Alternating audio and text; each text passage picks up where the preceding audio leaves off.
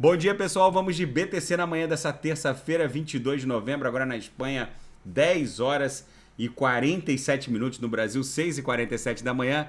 Gente, eu vou fazer esse vídeo hoje reportando para vocês que está acontecendo, está se desdobrando um verdadeiro furor regulamentar em relação à criptografia. O próprio G20 e o Joe Biden, os líderes do G20, incluindo o Joe Biden, já afirmaram que vão promover a regulamentação do mundo cripto nos próximos meses. E eu tenho para mim que o evento catastrófico da FTX adiantou esse cenário regulamentar em anos. Talvez, se a gente colocar numa linha do tempo em termos de longevidade, eu tenho para mim que o evento FTX catalisou a regulamentação do mundo cripto. Talvez essa catástrofe da FTX tenha adiantado um movimento mais robusto de regulamentação por estados soberanos em anos. Os noticiários só dão conta dos efeitos do crash da FTX. A Bloomberg hoje também agora fala do efeito dominó sobre a Genesis e a Grayscale. A própria Grayscale agora deu uma declaração dizendo que não vai promover a prova de reserva numa conduta arbitrária e com uma declaração reticente, dizendo que todos os ativos digitais estão sob custódia da Coinbase, que por sua vez também falou que não vai promover a tal Proof of Reserve, a prova de reserva, criando um verdadeiro pânico e caos entre os holders de criptografia junto a Cephas. Mas o que eu quero reportar para vocês é que no nosso gráfico semanal, a BTC está muito feia, a gente não conseguiu desenhar aquele engolfamento, mas acontece que tem um evento macro se desdobrando, que é a regulamentação, que coloca a gente numa outra perspectiva.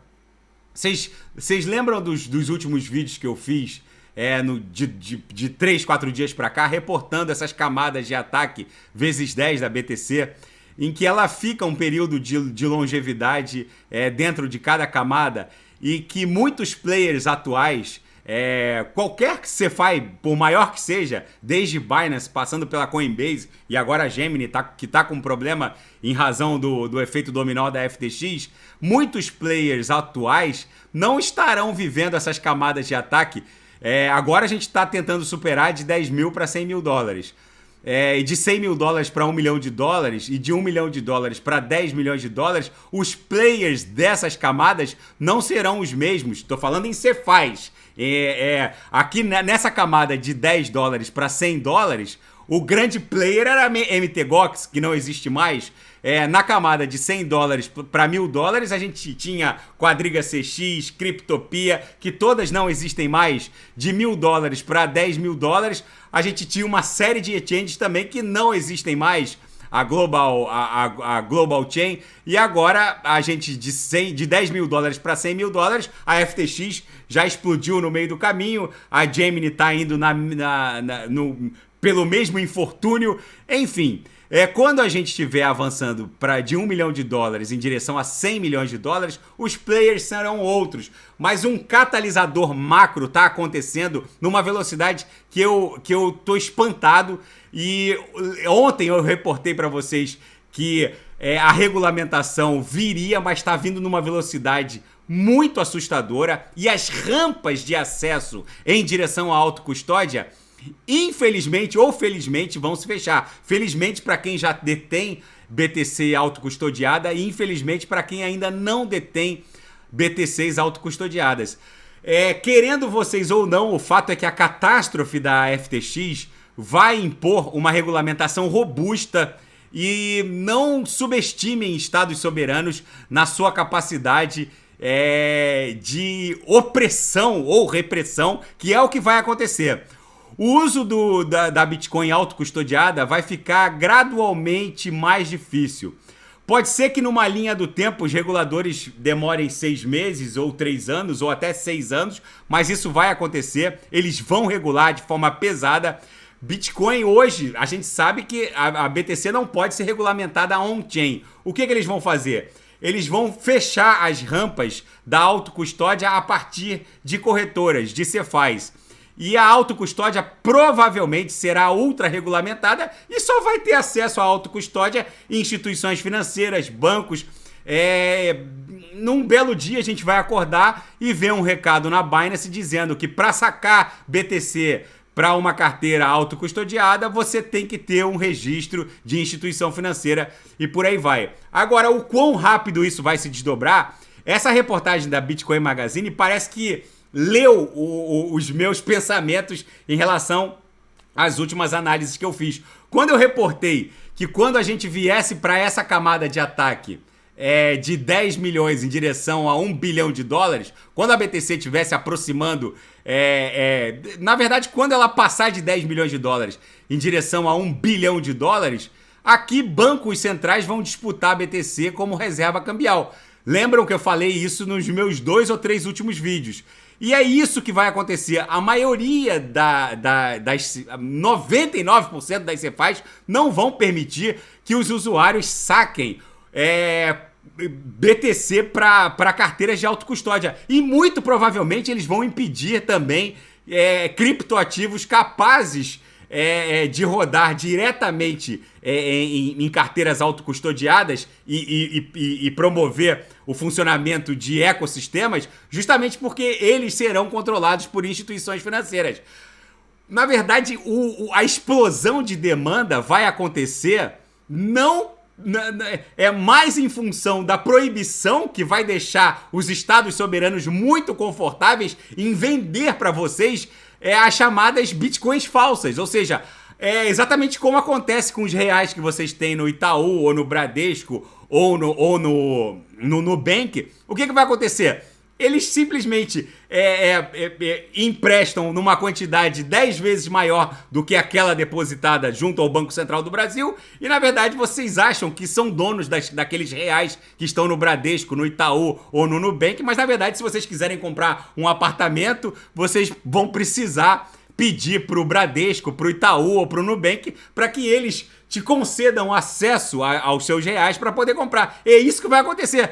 As pessoas vão ser proprietárias de BTCs falsas, aquelas que vão estar aparecendo ali no app do Itaú, e o Itaú vai te entregar a BTC se ele quiser.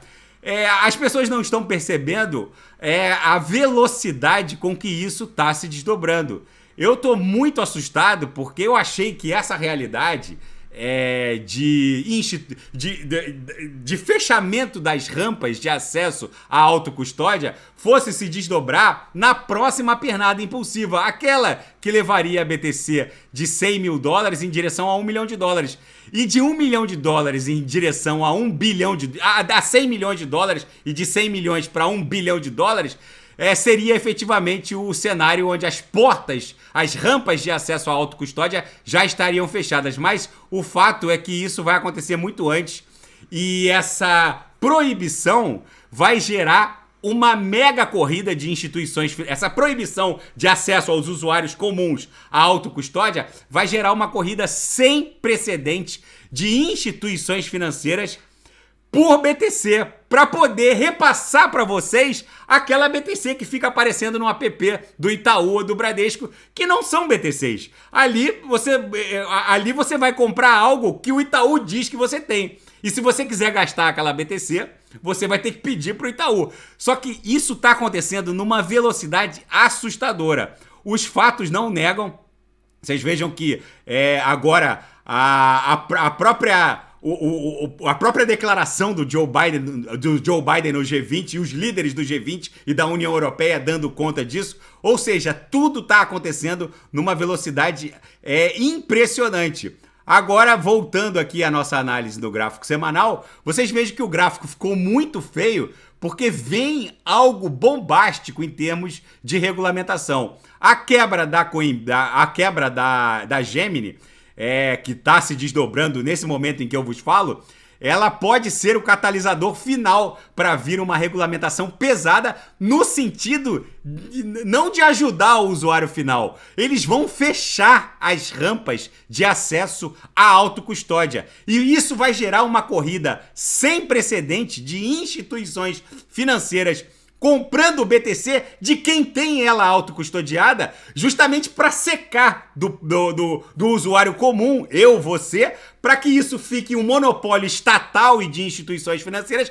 para que eles te vendam ao preço que lhes convir, vamos colocar assim. E é isso que está acontecendo, é bizarra essa situação, a BTC está criminosamente subavaliada, o tapete regulamentar vai ser uma puxada de tapete para o usuário comum. E agora os reguladores estão todos nesse momento confluindo para um mesmo rio, que é aquele que vai impedir essa rampa de acesso do usuário comum à autocustódia. E agora o regulador de Singapura está se justificando do porquê ter incluído a Binance numa lista negra vermelha e não tê-lo feito em relação à FTX, já que a FTX quebrou e a Binance continua aí. O Quênia vai tributar transações criptográficas a uma taxa de 20% igual às comissões bancárias.